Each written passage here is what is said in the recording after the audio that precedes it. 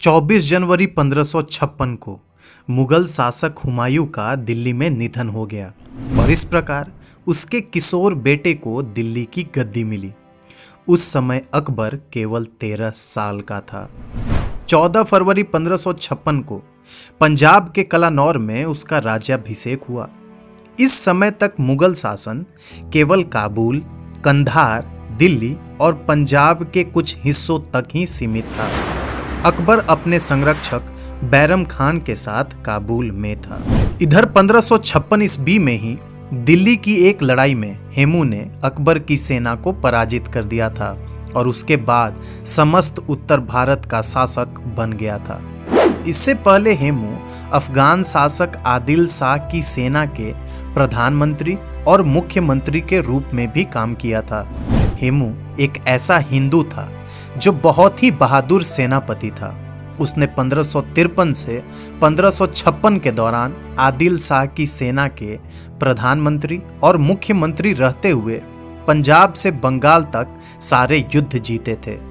जनवरी 1556 में जब हुमायूं की मौत हुई, उस समय हेमू बंगाल के शासक मोहम्मद शाह को मारकर वहां के विद्रोह पर काबू पा लिया था। हुमायूं की मौत के बारे में सुनते ही उसने अपने सेना नायकों को वहां पर कब्जा करने के लिए भेज दिया। उन्होंने उत्तरी भारत में कई युद्ध करते हुए आगरा पर हमला किया। आगरा का मुगल सेनापति वहां से युद्ध किए बिना ही भाग खड़ा हुआ और हेमू ने इटावा, कालपी और आगरा प्रांतों को अपने कब्जे में कर लिया। ग्वालियर में हेमू ने सेना में हिंदुओं की भर्ती करके अपनी सेना को और मजबूत कर लिया। हेमू पहले ही दिल्ली तुगलकाबाद की लड़ाई में मुगल सेना को 6 अक्टूबर को हरा दिया था और लगभग 3000 मुगलों को मार डाला था। मुगल कमांडर तारदी बेग हेमू के कब्जे में दिल्ली को छोड़कर बचे कुछे सैनिकों के साथ वहां से भाग गया था और अगले दिन दिल्ली के पुराना किला में हेमू का राज्याभिषेक किया गया। यह मुस्लिम शासन के 350 वर्षों के बाद उत्तर भारत में फिर से हिंदू शासन स्थापित हुआ था। हालांकि इसकी परिणति अच्छी नहीं रही और यह सिर्फ कुछ दिनों का ही रहा। दोस्तों, दिल्ली और आगरा पर हेमू के कब्जे से कलानौर में मुगल परेशान हो उठे। उधर अकबर के कई मुगल जनरलों ने उसको यह सुझाव दिया कि हमें हेमू की विशाल सेना को चुनौती दिए बगैर काबुल की तरफ लौट जाना चाहिए।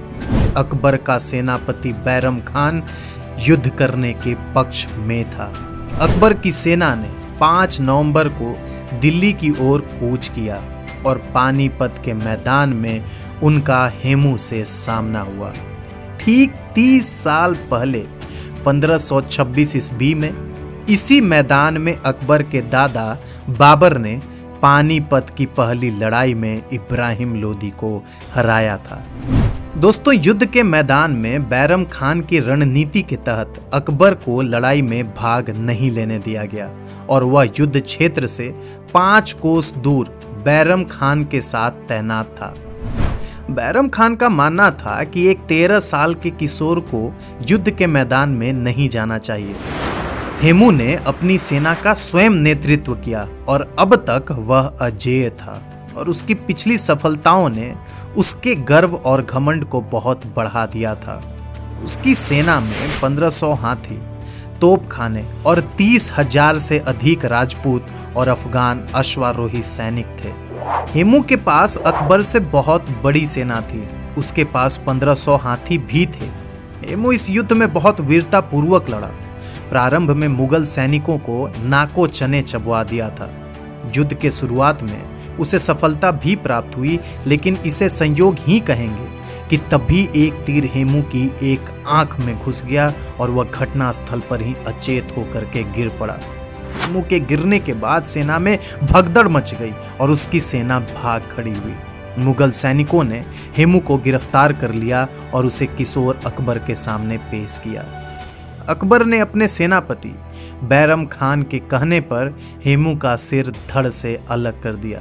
इस प्रकार पानीपत की दूसरी लड़ाई के बाद दिल्ली और आगरा अकबर के कब्जे में आ गए। दोस्तों, इस युद्ध के बाद हेमू को तो गिरफ्तार करके मार ही दिया गया। इतना ही नहीं, अकबर ने उसका सिर काटकर काबुल के दिल्ली दरवाजा पर प्रदर्शन करने के लिए भेजा और उसके धड़ को दिल्ली के पुराना किला के बाहर लटका दिया गया ताकि हिंदुओं में खौफ बना रहे।